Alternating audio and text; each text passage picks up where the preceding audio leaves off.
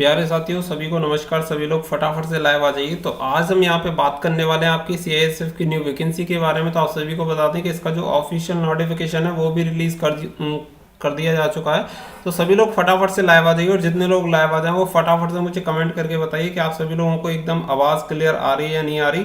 जब तक मैं आप अपनी जो वीडियो है उसे फटाफट से शेयर कर देता हूँ ताकि और भी जो लोग हैं वो सभी फटाफट से लाइव आ जाएं और हम इस टॉपिक पे बात कर पाएं। ठीक है, वैकेंसी रिलीज हो चुकी है ऑफिशियल। यहाँ पे इसका जो नोटिफिकेशन है वो जारी कर दिया गया है। कल से इसके ऑनलाइन एप्लीकेशन फॉर्म भी स्टार्ट हो जाएंगे। तो सभी लोग फटाफट से लाइव आ जाओ ताकि सभी लोगों तक ये पहुंच पाए और सभी लोग फटाफट से वीडियो को शेयर कर दो ताकि और भी लोगों को इसके बारे में पता चल पाए। फिर हम इस टॉपिक की तरफ बढ़ते हैं फटाफट से। तो सभी लोग एक बार फटाफट से शेयर करके आ जाओ सभी लोग। ठीक है, चलो फिर मैं आप सभी को वैकेंसी की तरफ लेके चलता हूं। तो देखिए, अभी ऑफिशियल वेबसाइट पे तो मैं ऑलरेडी हुई। तो फटाफट से आप सभी लोग एक बार शेयर कर दो ताकि सब लोग लाइव आ जाएं। ठीक है, तभी मैटर पूरा अच्छे से डिस्कस हो पाएगा। आप सभी के जितने टॉपिक हैं वो सभी डिस्कस हो पाएंगे। ठीक है, सभी कर दो फटाफट से शेयर। चलो एक बार मैंने भी कर दिया। चलिए, तो अभी सभी लोग अपने कमेंट करके मुझे बताते चलिएगा जो भी आपके कमेंट हो। तो यहाँ पे आप सभी को बता दें कि आपकी जो वैकेंसी है वो रिलीज हो चुकी हैं।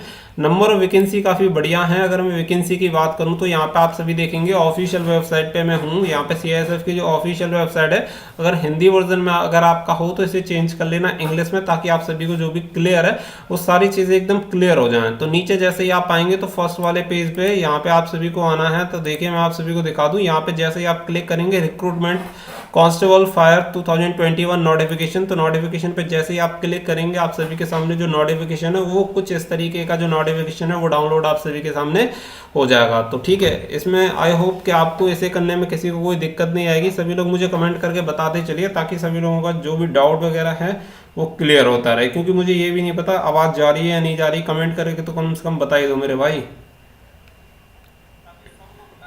चलो, आवाज़ तो आई थिंक जा रही है। ठीक है, तो ये जो नोटिफिकेशन है वो यहाँ पे आप सभी का जो नोटिफिकेशन है वो इस तरीके से डाउनलोड हो जाएगा। तो नोटिफिकेशन में जो भी मेन चीज़ हैं वो सारी चीज़ें आप सभी को बता देते हैं, जिससे कि जो आपका एलिजिबिलिटी क्राइटेरिया है वो एकदम आप सभी का कंप्लीट हो जाए। तो चलिए एलिजिबिलिटी क्राइटेरिया की तरफ चलते हैं। तो यहाँ पे आप सभी का जो नोटिफिकेशन है वो मैंने आप सभी के सामने ओपन कर लिया है। तो यहाँ पे जो भी इसमें चीज़ें दी गई हैं वो यहाँ पे देख लेते हैं। तो सबसे पहले अगर देखिए मैं यहाँ पे बात करूँ, एक मिनट कलर चूज कर लेते हैं। तो यहाँ पे आप सभी देखेंगे सेंट्रल इंडस्ट्रियल फोर्स की तरफ से ये जो नोटिफिकेशन है वो आप सभी का जारी किया गया है। और वैकेंसी की अगर मैं बात करूँ, recruitment of constable fire constable male candidate के लिए वैकेंसी है 2021 की है, लेकिन इसका नोटिफिकेशन अभी जारी किया गया है। एप्लीकेशन जो डेट स्टार्ट होगी वो 29/1/2022 से लेकर 4/3/2022 तक आप इसके लिए ऑनलाइन एप्लीकेशन फॉर्म भर सकते हैं। क्लोजिंग डेट इसकी 4 मार्च 2022 शाम के 5 बजे तक इसकी ऑनलाइन क्लोजिंग जो डेट रहेगी वो रहेगी। ठीक है, तो ऑनलाइन एप्लीकेशन यहाँ पे आप सभी के लिए मेल कैंडिडेट के लिए जो एप्लीकेशन है मेल कैंडिडेट के लिए है। जितने बार मेल कैंडिडेट हैं वो सभी लोग इसके लिए अप्लाई कर सकते हैं। बाकी का जो आप सभी को डिटेल्स हैं वो नीचे आप सभी को बता देते हैं, जिससे कि आप सभी की सारी चीज़ें क्लियर हो जाएं। पॉइंट 1.1 पैरा पे आप देखेंगे कि इसके जो एप्लीकेशन फॉर्म है वो ऑनलाइन फिल करे जाएंगे। तो ऑनलाइन ही आपको इसके फॉर्म भरने हैं। वहीं पे आप सभी देखेंगे written examination OMR computer based आपका एग्जाम करवाया जाएगा, जो कि हिंदी और इंग्लिश भाषा में होगा। ठीक है, हिंदी और इंग्लिश दोनों में ही होगा तो कोई दिक्कत नहीं है। तो CBT आप सभी का होना है, ऑनलाइन टेस्ट आप सभी का करवाया जाएगा।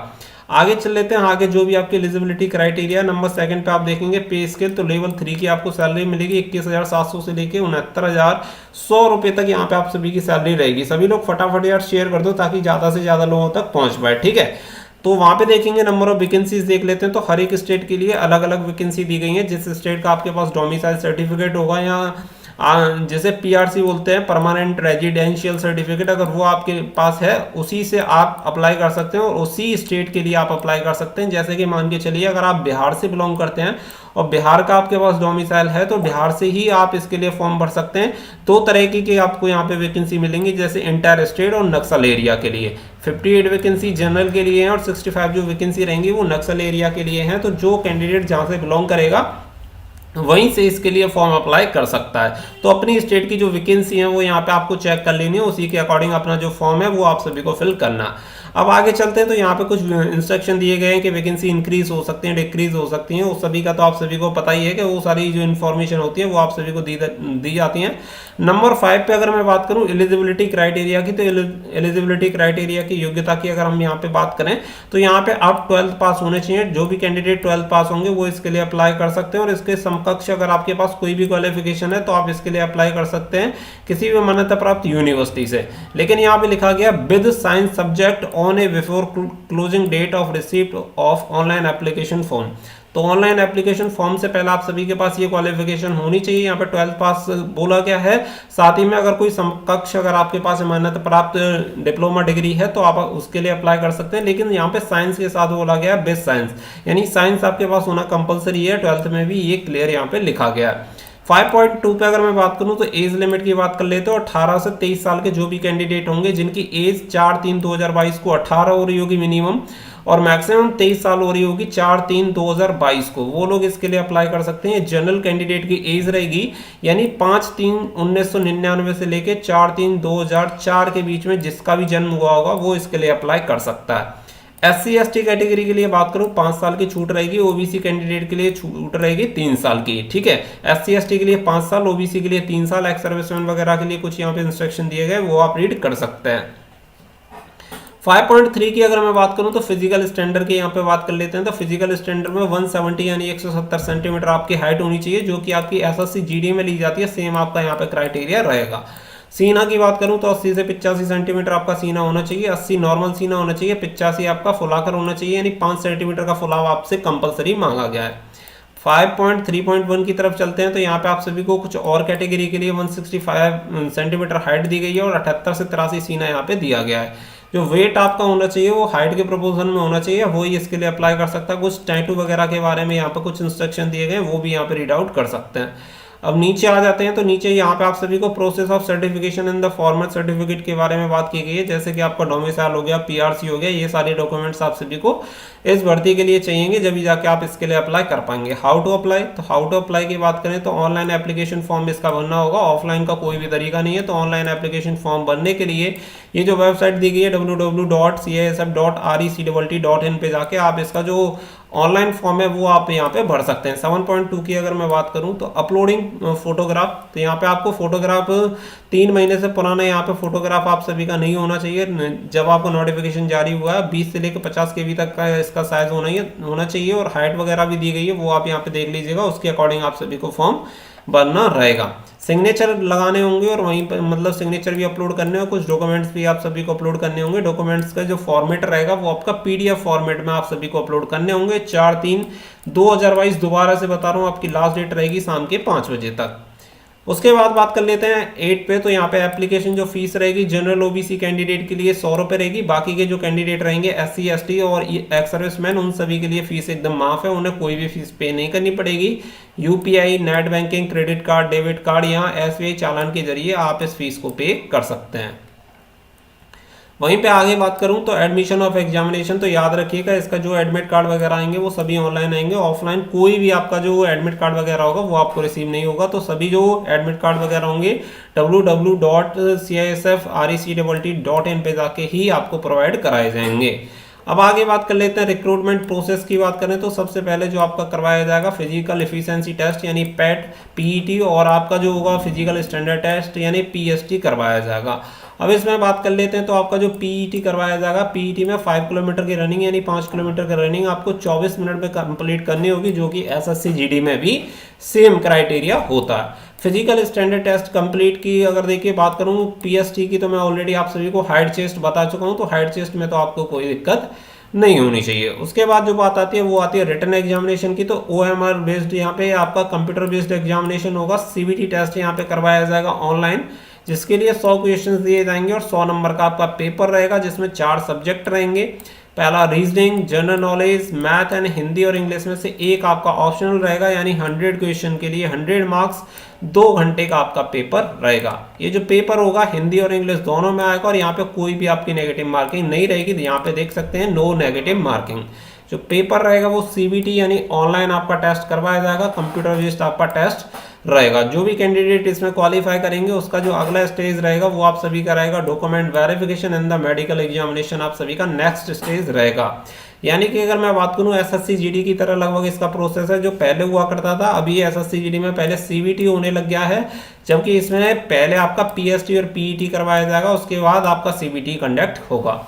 सीबीटी में मेरिट के अकॉर्डिंग फिजिकल वगैरह में कोई नंबर नहीं दिए जाएंगे। सीबीटी में जो भी मार्क्स लेके आएंगे उसके according document verification and medical examination के लिए बुलाया जाएगा, और उसके बाद जो आपका होगा वो हो जाएगा फाइनल, आपकी मेरिट लिस्ट लगा दी जाएगी।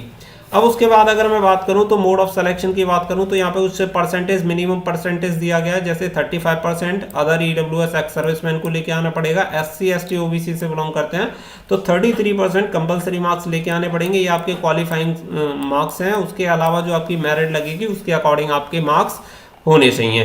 कुछ कंडीशन यहाँ पे आप सभी को दी गई है, वो कंडीशन भी आप रीड आउट कर लीजिएगा। कुछ मेडिकल एग्जामिनेशन आरएमई वगैरह आपका करवाया जाता है तो उसके लिए आपको कोई दिक्कत नहीं है। तो जो कंप्लीट प्रोसीजर है इसका मैं आप सभी को इस वीडियो के माध्यम से ऑलमोस्ट बता चुका हूँ। तो उम्मीद करता हूँ कि इसके अलावा और कोई भी आपका डाउट नहीं बचा होगा। ऑनलाइन एप्लीकेशन फॉर्म कल से आपके स्टार्ट हो जाएंगे 29 तारीख से, तो अपना ऑनलाइन एप्लीकेशन फॉर्म यहाँ पे आप जाके फिल कर सकते हैं। तो उम्मीद करता हूँ जानकारी आप सभी को जरूर पसंद आई होगी।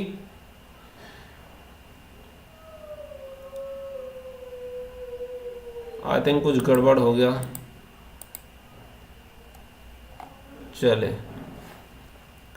तो देखो यहाँ पे मैंने पूरा फॉर्म भरना आपको बताया था, लेकिन मिस ये हो गया कि मैंने अपना जो तरीका था वो गड़बड़ कर लिया कि मैं आपको उस वाली विंडो पे लेके नहीं आ पाया, और इसी वजह से पूरा सब गड़बड़ हो गया। जितना बार मैंने बोले जा रहा था 20 मिनट से वो पूरा खराब हो गया। हालांकि जो भी मैंने क्राइटेरिया है वो सारी चीज़ें मैंने आप सभी को बोल के बता दी हैं।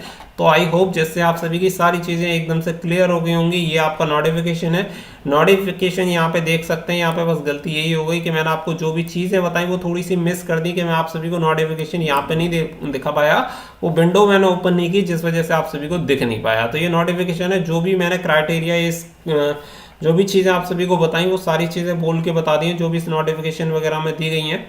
तो वो भी आप रीड आउट कर सकते हैं, और ऑफिशियल वेबसाइट पे भी ये जो नोटिफिकेशन है वो अपलोड कर दिया गया है, वहाँ से भी जाके आप सभी लोग चेक कर सकते हैं।